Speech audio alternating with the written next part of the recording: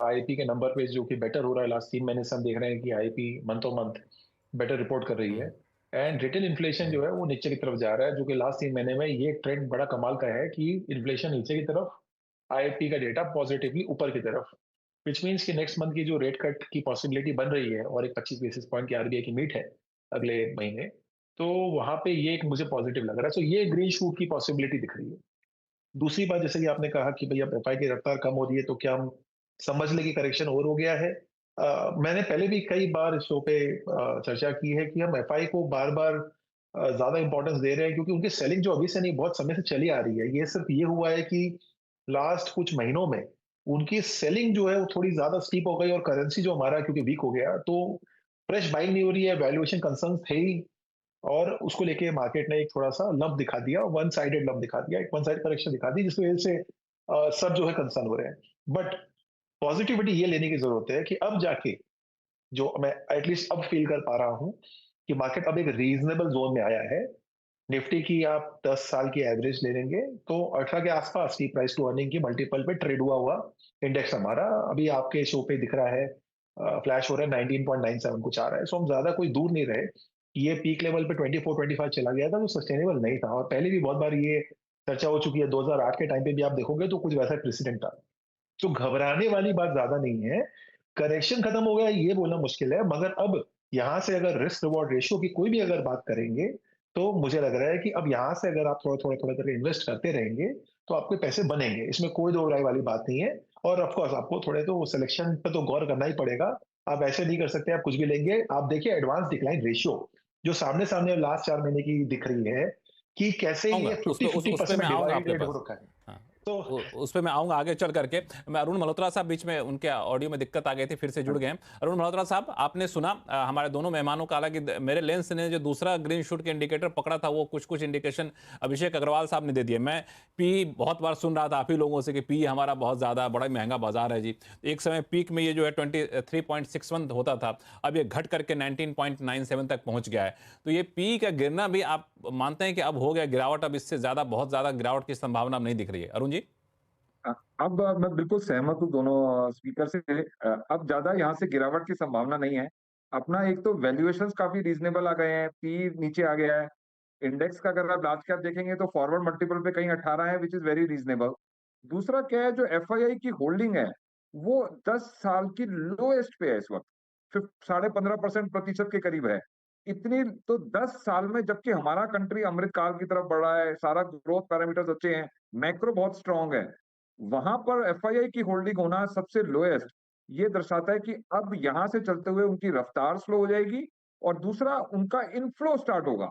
Exit तो मैं बाद में मैं कहूंगा धीरे धीरे धीरे this will turn into inflows. और आपको जैसे ही ये ट्रम्प की अनसर्टेनिटी खत्म होगी, जो mid April end of April में सबको क्लैरिटी आ जाएगी कि कितना बैक एंड फोर्थ हुआ है, उसके बाद से थिंग्स विल सेटल डाउन, और वहां से मार्केट्स आपको, और जून, जो ये जून का जो क्वार्टर आएगा, ये भी मुझे लगता है काफी हुँ। बेहतर होगा। भारतीय बाज़ारों के लिए सबसे बड़ी चिंता का विषय तो एफआईआईज़ ही हैं, क्योंकि एफआईआईज़ जब से सेलिंग करना चालू हुए हैं, तब से ही भारतीय बाज़ारों का रुख ही बदल गया है। अक्टूबर से लेके अब तक आप देखोगे तो भारतीय बाज़ारों में सिर्फ एफआईआईज़ की तरफ से सेलिंग देखने को मिली है। कुछ ही दिन है जहाँ पे थोड़ी बहुत बाइंग देखने को मिली है, और ये आंकड़ा भी छोटा-मोटा नहीं है। एक-एक दिन में 10-10 हज़ार करोड़, 5-5 हज़ार करोड़ की सेलिंग एफआईआईज़ द्वारा देखने को मिल रही है। लेकिन अब 10 तारीख से आप देखोगे तो अब तक जो सेलिंग का आंकड़ा है वो धीरे-धीरे कम होता हुआ दिखाई दिया है, और वो सेलिंग का आंकड़ा यदि बाइंग में तब्दील होता है, और ऐसा अब लग भी रहा है कि धीरे-धीरे एफआईआईज़ भारत में आना चालू हो जाएँगे, क्योंकि अमेरिकी बाज़ारों का जिस प्रकार का हाल है, वहाँ की इकोनॉमी के अब हालात थोड़े-थोड़े बिगड़ते हुए दिखाई दे रहे हैं। जिस प्रकार के जो ट्रम्प है राष्ट्रपति बनने के बाद जिस प्रकार के हालात बदले हैं अमेरिकी बाज़ारों में, उसके बाद अमेरिकी बाज़ारों में तेज़ी भी देखने को मिली थी, लेकिन अब जो टैरिफ का दबाव और अन्य जो जियोपॉलिटिकल इश्यू है, उनके कारण अमेरिकी बाज़ारों की स्थिति भी थोड़ी बिगड़ती हुई ही दिखाई दे रही है। 2-3 दिन पहले भी आपने देखा होगा कि 2 साल में सबसे बड़ी गिरावट जहाँ पे नैस्डैक, एसएनपी में ज़बरदस्त गिरावट देखने को मिली थी, जो कि 2 साल की सबसे बड़ी गिरावट भी लोग बाग मानते हुए दिखाई दे रहे थे। और उन्हीं चीज़ों के कारण अमेरिकी बाज़ारों में काफ़ी दबाव रहा। वहीं जो एफआईआईज़ है वो अमेरिकी बाज़ारों से अब फिर से लौटते हुए दिखाई दे रहे हैं, और ये जो एफआईआईज़ है वो चाइना और फ्रांस की तरफ रुख अभी तक कई किए हुए हैं। पहले भी ज़बरदस्त तरीके से चाइना और फ्रांस में जो एफआईआईज़ है उनका निवेश बढ़ता हुआ नज़र आ रहा था, लेकिन अब जब भारतीय बाज़ारों में करेक्शन जो है चालू है, अच्छा खासा करेक्शन भी हो चुका है और यदि थोड़ा और करेक्शन भारतीय बाज़ारों में होता है तो फिर एफआईआईज़ की नज़र भारतीय बाज़ारों पर भी टिकी हुई है, क्योंकि उनके लिए वैल्यूएशन काफ़ी मायने रखता है कि यदि इंडियन वैल्यूएशंस काफ़ी अच्छे होंगे शेयरों के, तो वहाँ पे वो फिर से इन्वेस्टमेंट करना चालू करेंगे और जब एफआईआईज़ की बारी आएगी इन्वेस्टमेंट करने की, तो फिर भारतीय बाज़ारों में जो रैली आएगी वो एक देखने लायक रैली होगी। मैं आपको पिछले कई दिनों से एफआईडीएस का डेटा भी दिखाना चाह रहा था, लेकिन आप देखोगे तो डीएआईज़ लगातार बाइंग करते हुए इंडियन बाज़ार में नज़र आ रहे हैं और वो आंकड़ा काफ़ी बढ़ता हुआ नज़र आ रहा है और इसी की वजह से भारतीय बाज़ारों में काफ़ी ज़बरदस्त सपोर्ट भी मिला है, वरना इतनी बड़ी एफआईआईज़ की सेलिंग के बाद भी भारतीय बाज़ारों में इतनी ज़्यादा गिरावट नहीं हुई है।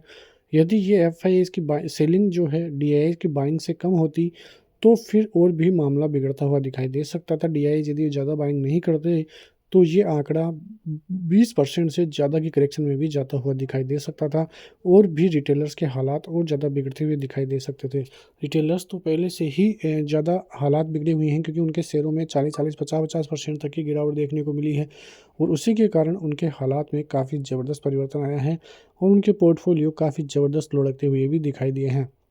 और अब यही मौका है जहाँ पे इन्वेस्टमेंट करना चालू करें, तो वो रिटेलर्स के लिए काफ़ी अहम होगा। पैसे जिनके पास बचे हुए हैं उनके लिए काफ़ी ज़बरदस्त मौका ये देखने को मिलेगा कि बाज़ार अब ज़बरदस्त तरीके से बेस भी बनाता हुआ दिखाई दिया है और यदि ये बेस भी टूटता है, तो जो अब नेक्स्ट मूव होगा वो भारतीय बाज़ारों के लिए काफ़ी इम्पोर्टेंट रहेगा। और आप देखोगे तो पिछले 5 महीनों से भारतीय बाज़ारों में बहुत बड़ी गिरावट तो ज़्यादा नहीं कह सकते, लेकिन इतने दिनों भारतीय बाज़ारों में कभी भी इतनी बड़ी गिरावट इतने महीनों तक चली नहीं है। जो करेक्शन होते थे वो 2 से 3 महीने चलते थे, लेकिन अब जो देखने को मिल रहा है 5 महीने लगातार भारतीय बाज़ारों में गिरावट है। रेड ज़ोन में भारतीय बाज़ार अभी चलता हुआ दिखाई दे रहा है। अब भारतीय बाज़ार यदि 22,600 का लेवल तोड़ता है, तो वो भारतीय बाज़ारों के लिए काफ़ी इम्पोर्टेंट रहेगा निफ्टी के लिए। वहीं बैंक निफ्टी भी 48,500 के स्तर के ऊपर जाता है, तो वो एक पॉजिटिव संकेत होंगे। तो ऐसी खबरों के साथ मिलते हैं नेक्स्ट वीडियो में, तब तक के लिए जय हिंद, जय भारत।